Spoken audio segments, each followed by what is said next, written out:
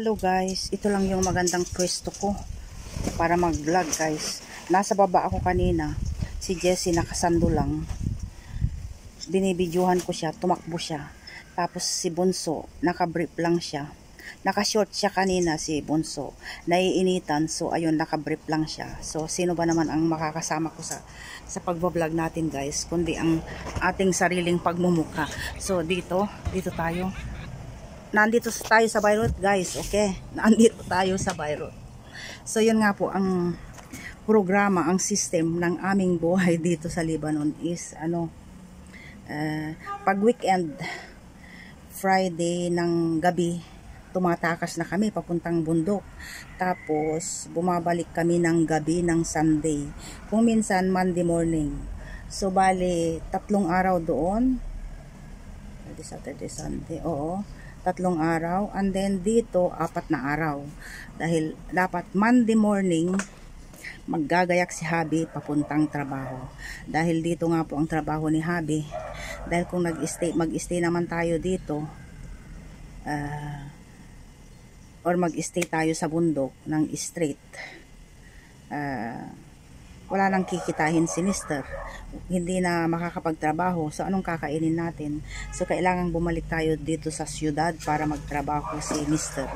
Pwede naman kaming maiwan doon, tapos si Mister at saka si George ang babalik dito dahil sila lang naman ang nagtatrabaho. Pwede rin ganun, kaya lang siyempre kailangan din nila yung nagtatrabaho sila the whole day. Tapos pag uwi nila ng bahay, wala silang makakain. Di kawawa naman sila, di ba? So, kailangang bumalik din kami dito. Yun nga, pwede kaming mag-stay doon. Dahil mainit dito sa Beirut. Pwede kaming mag-stay doon, pero nakakaawa din na sila lang dito. Sinong maglalaban ng damit nila? Yung 4 na araw na wala silang kasama. Sinong maglalaban ng damit nila, sinong magluluto ng pagkain nila. So ayun, yun ang program. 3 araw dito sa siyudad, weekdays, and then 3 araw doon sa bundok, and then 4 na araw dito sa siyudad. So yun po ang programa namin. And then inaantay, I can't wait, hindi na ako makapag-antay ng Friday dahil naluluto na kami dito sa Kaya nandito ako sa balkonahe palagi dahil medyo merong hangin dito. So napipreskuhan tayo. Malinis pa itong balkonahe namin. Nagbuhos ako kahapon. Tapos nagbuhos na naman ako dito para lang malamigan ba yung ating katawan, yung aking paa. Oo, binabasa ko hanggang sa baywang. Ang aking baywang binabasa ko para mapreskuhan tayo. And then okay. Tungkol nga pala, gera na naman ang pag-uusapan natin guys. Dahil kung may mga kaanak kayo dito, mga kaibigan, siguro napapabalita na meron na namang, it's been a month na 2 months yata from the time na merong nang nangyayaring bumbahan dito. So yun nga, meron na namang repatriation na nangyayari dito. Pero ang mga Pilipina, hindi sila makapag-desisyon kung uuwi ba sila or hindi. Dahil ang dahilan po guys, hindi naman ito yung first time na nangyayari dito ang kaguluhan. On and off ang kaguluhan dito. Kaya lang nilagay sa level 3, alert level 3 daw ang Lebanon. So yun ang dahilan kung bakit yung ating Pangulo at ang ating pamahalan ay hinihikayat yung mga Pilipinang nandito sa Lebanon na pauwiin. Pero kung iintindihin nyo or kung nandito lang kayo sa sitwasyon namin guys, magtanong-tanong kayo sa inyong mga kaanak. Dahil yun nga sabi ko, hindi lang unang nangyari dito sa Lebanon ang ganitong kaguluhan, on and off. So kung ikukumpara ang sitwasyon ngayon nung mga nagdaang kaguluhan is parang wala lang naman. Kung makakabasa kayo ng mga post, kung minsan nagpo-post sila sa GMA na sabing ganun, hinikayat yung mga Pilipinong nasa Lebanon na umuwi na ganito ganyan. Tapos yung mga Pilipinang nandito nagko-comment sila sa post na yun. Kung mababasa nyo lang, dahil kung ako lang ang magsasabi or magde-describe kung anong tunay na sitwasyon dito, hindi kayo maniniwala. So yun nga, pag nag-post ng ganoong post, let's say ang GMA na hinihikayat yung mga Pilipinang nasa Lebanon na umuwi na, ang magko-comment, karamihang nagko-comment ay mga Pilipinang nandito sa Lebanon. Kung makikita nyo lang yung mga mga comment nila, may nagsasabing, nandito ba kayo para malaman nyo kung ano yung sitwasyon sa Lebanon na magulo, sinasabi nyo magulo, hindi naman totoo, mga ganun. Tapos yung isa naman, yung alert level 3, day off ko nga kahapon, nag-disco pa ako, nakiparty pa ako, sabi nung isa. Tapos yung isa naman, pinauuwi nyo kami, anong trabaho namin sa Pilipinas, ganito ganyan. Yung mga ganun, pinipilit nilang ipaintindi na wala namang seryoso or grabing nangyayari dito sa Lebanon. Yun nga sabi ko guys, on and off ang nangyayaring kaguluhan dito. Kaya kung ikukumpara yung mga sitwasyon na nagdaan noon, mas grabe pa noon. At ang isa pa, kung minsan guys, kaya yung mga iba ayaw umuwi dahil nung nakaraang repatriation guys, ang nangyari maraming umuwi, ganito ganyan, tapos maibibigay ang gobyerno, ganito ganyan, wala naman silang natanggap.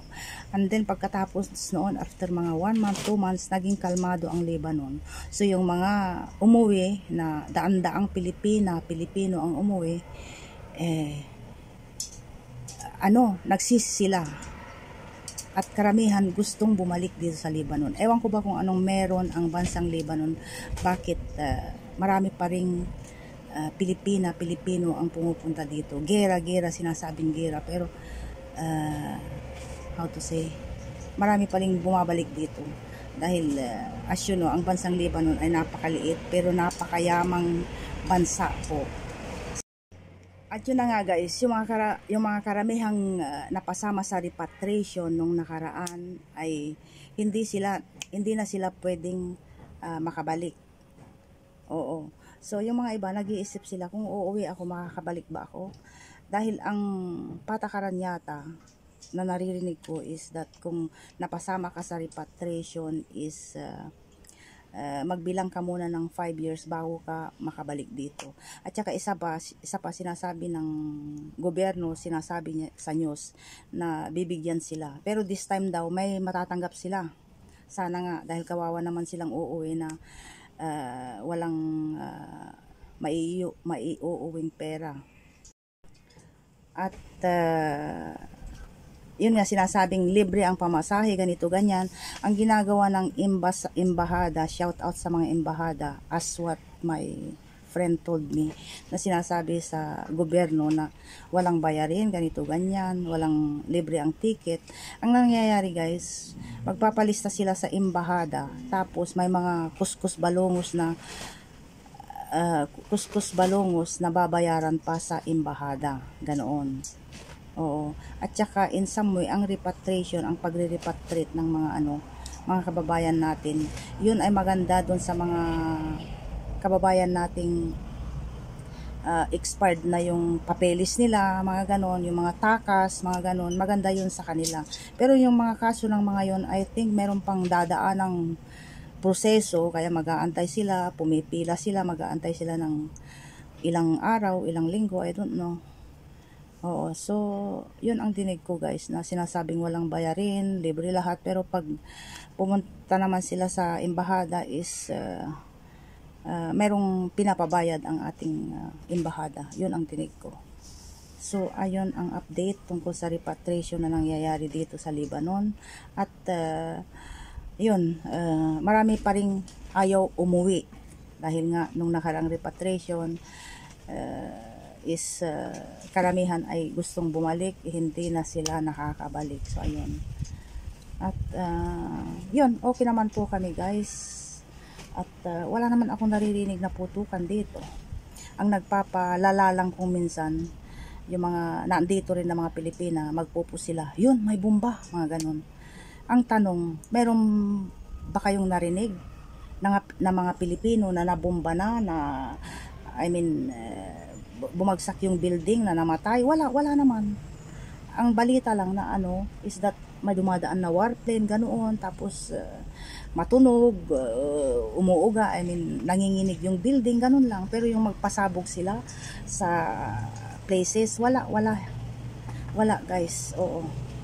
Kaya lang yung balibalita na lahat ng mga foreigner na nandito, mga bansang Amerika, let's say, lumikas na kayo sa bansang Lebanon, let's say mga French people, ang sasabihin ng gobyerno nila, lumikas na kayo sa bansang Lebanon. Gaya ng Pilipinas din, gobyerno ng Pilipinas, ganun ang sinasabi, lumikas na kayo sa bansang Lebanon. Mga ganun ba? Siyempre, binabalaan ang kanilang mamamayan para umalis na dito sa Lebanon. Dahil ang balibalita, nagkakainitan by words yung mga bansang nagkakaaway na hindi ko na pwedeng banggitin dito guys.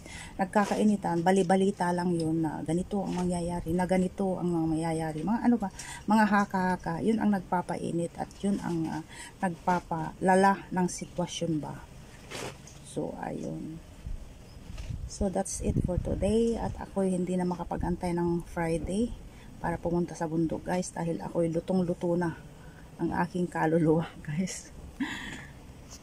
One eternity later.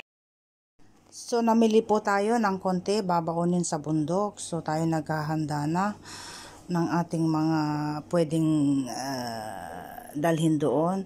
Meron naman pong pwedeng pagbilhan doon, mga mini markets, pero mahal po doon. So, kami namili na ng konti.